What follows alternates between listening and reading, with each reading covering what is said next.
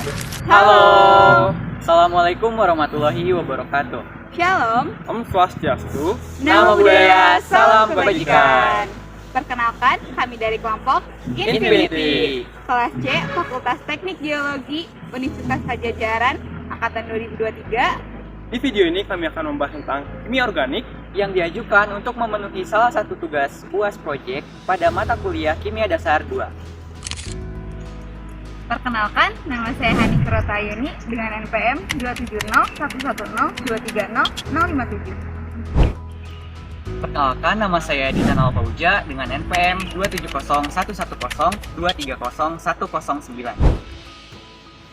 Perkenalkan, saya Farel Michael Segala, NPM 2701110230107. Beberapa orang mungkin belum sadar bahwa fenomena dan benda-benda yang digunakan dalam kehidupan sehari-hari seperti pakaian, bahan bakar, plastik memiliki kaitannya dengan kimia, terutama kimia organik. Bahan-bahan yang telah disebutkan diperoleh dari material-material sisa organisme.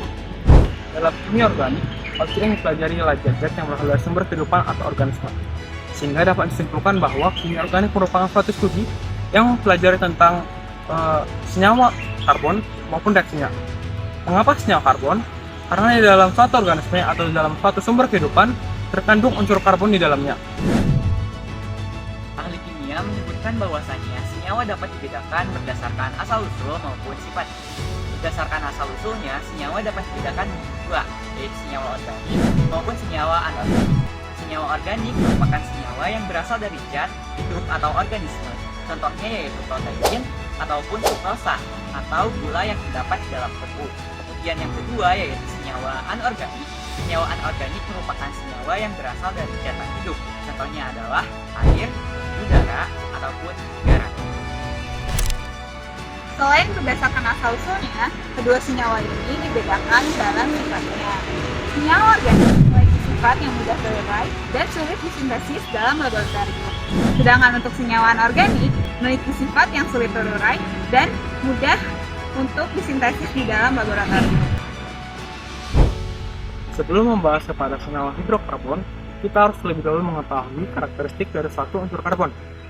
Karbon memiliki nomor massa 12 dengan nomor atom 6 yang berada pada sistem periodik di golongan 6A periode kedua. Unsur karbon yang dilambangkan dengan huruf C yang dapat bersifat non-logam. Unsur karbon memiliki beberapa karakteristik. Seperti yang pertama, memiliki 4 elektron valensi, sehingga dapat membentuk 4 ikatan kovalen. Yang kedua, atom karbon dapat berikatan dengan atom karbon lainnya sehingga membentuk struktur cabang, rantai, maupun cincin. Yang ketiga, atom karbon memiliki jari-jari yang relatif kecil, sehingga jika berikatan akan membentuk ikatan yang relatif besar. Kebanyakan senyawa organik berasal dari senyawa yang disebut sebagai hidrokarbon karena terdiri atas atom karbon dan atom hidrogen. Atom karbon dan atom hidrogen ini dapat berikatan dalam jumlah yang berbeda maupun cara yang berbeda pula untuk membentuk jutaan senyawa yang berbeda pula. Adapun berdasarkan strukturnya, senyawa hidrokarbon ini dapat dibedakan menjadi dua kelas utama, yaitu hidrokarbon alifatik dan hidrokarbon aromatik. Adapun hidrokarbon alifatik ini merupakan struktur dari senyawa hidrokarbon yang tidak mengandung cincin benzena. Hidrokarbon alifatik dibedakan berdasarkan struktur ikatannya. Yang pertama ada alkana. Alkana memiliki ikatan jenis tunggal dengan rumus umum CnH2n plus 2. Dan contoh dari senyawa ini adalah propana yang digunakan dalam korek api gas. Yang kedua ada sikloalkana. Sikloalkana memiliki atom C yang membangun seperti cincin. Rumus umum dari sikloalkana adalah CnH2n. Contoh dari senyawa ini adalah kolesterol, testosteron, dan progesteron. Yang ketiga ada alkena. Alkena merupakan suatu senyawa hidrokarbon yang setidaknya memiliki satu ikatan rangkap dua di antara atom karbon. Rumus umum dari alkena yakni CnH2n. Dan salah satu contoh dari senyawa alkena yakni etilen. Dan yang terakhir, yang keempat ada alkuna. Alkuna merupakan senyawa hidrokarbon yang setidaknya memiliki satu ikatan rangkap 3 di dalamnya antar atom karbon.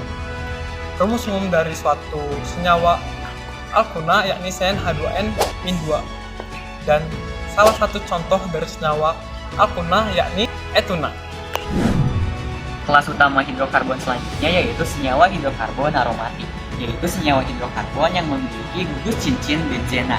Adapun zat-zat yang mengandung senyawa hidrokarbon aromatik ini biasanya memiliki wewangian yang khas. Di antaranya terdapat pada buah-buahan, pohon, ataupun sumber alam lainnya.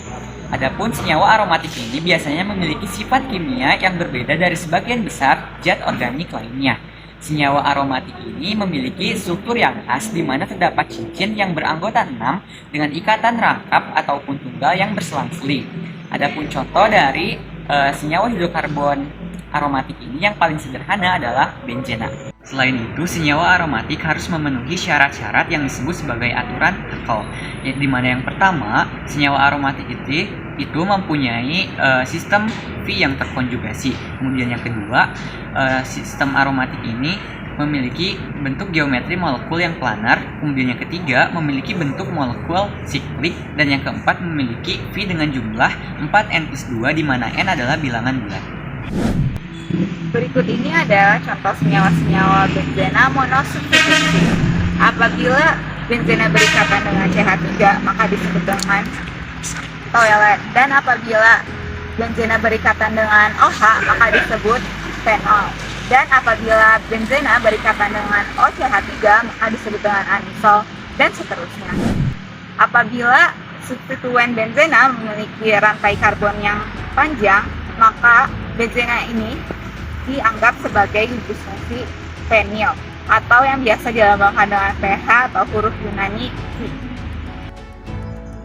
Untuk senyawa benzen 2 atau lebih monosubstituennya, ikuti langkah-langkah berikut.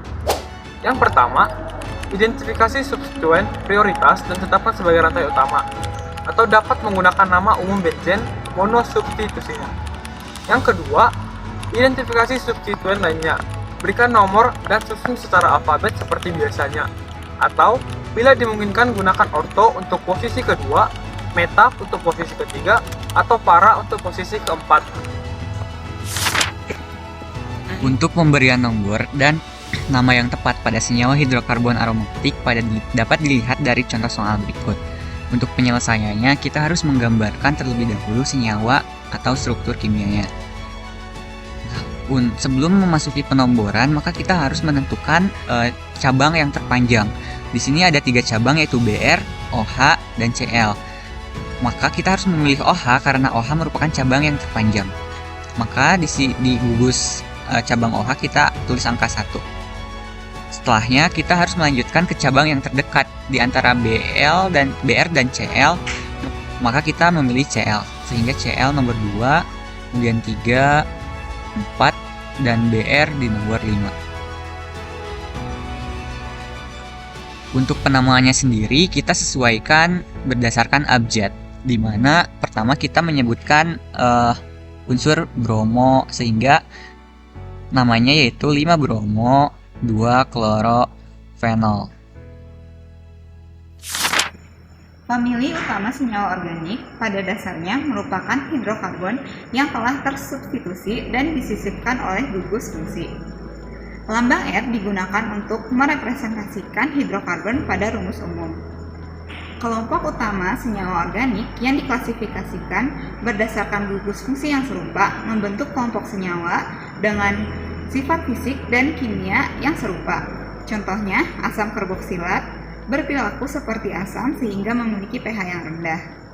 Kebanyakan ester, aldehida, dan keton, terutama yang memiliki cincin aromatik pada gugus R, memiliki bau yang sedap.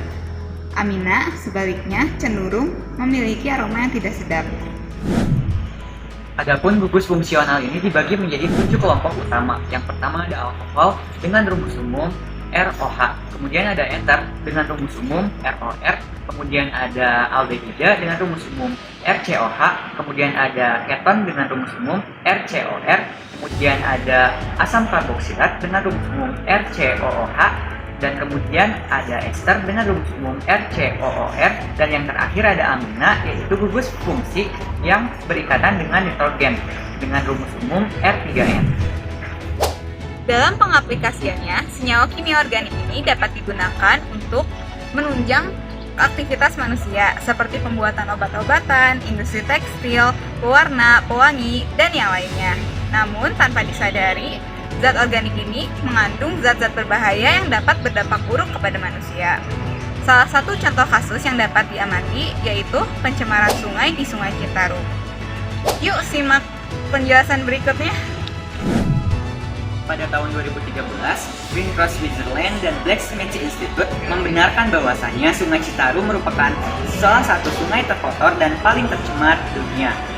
Pencemaran pada Sungai Citarum ini diakibatkan oleh pembuangan limbah domestik ataupun pembuangan limbah industri yang berasal dari industri tekstil, logam, kertas, farmasi, dan lain sebagainya.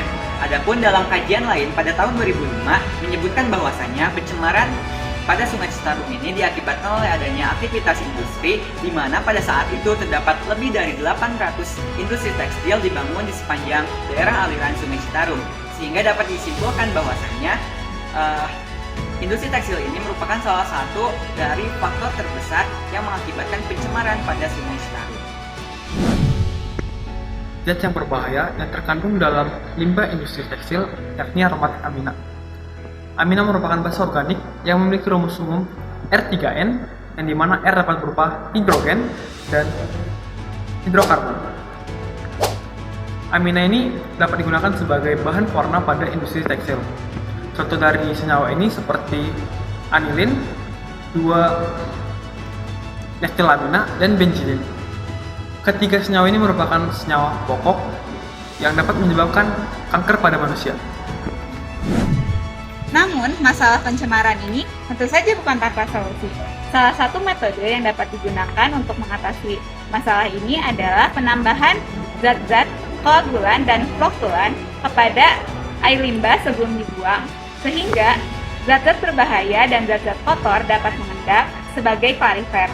Klarifer ini setelah itu dapat dibuang secara sistematis, dan air limbah yang sudah dijernihkan dapat dibuang ke sungai. Dari penjelasan sebelumnya dapat disimpulkan bahwa kimia organik adalah studi mengenai zat-zat yang dihasilkan oleh sumber-sumber kehidupan, atau dapat juga disebut sebagai studi mengenai karbon dan reaksinya. Adapun atom karbon ini dapat berikatan dengan atom hidrogen membentuk struktur-struktur seperti hidrokarbon alifatik dan aromatik. Contoh dari hidrokarbon aromatik sendiri adalah zat amina. Dan dalam pengaplikasiannya dalam lingkungan, senyawa hidrokarbon ini dapat menunjang aktivitas manusia. Namun, di balik itu, senyawa hidrokarbon ini dapat menyebabkan kerusakan seperti kanker pada manusia.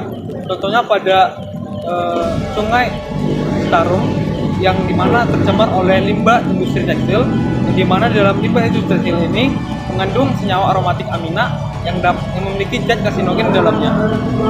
Oleh karena itu, yuk aplikasikan ilmu kimia untuk mengatasi kerusakan lingkungan di masa depan. Bye!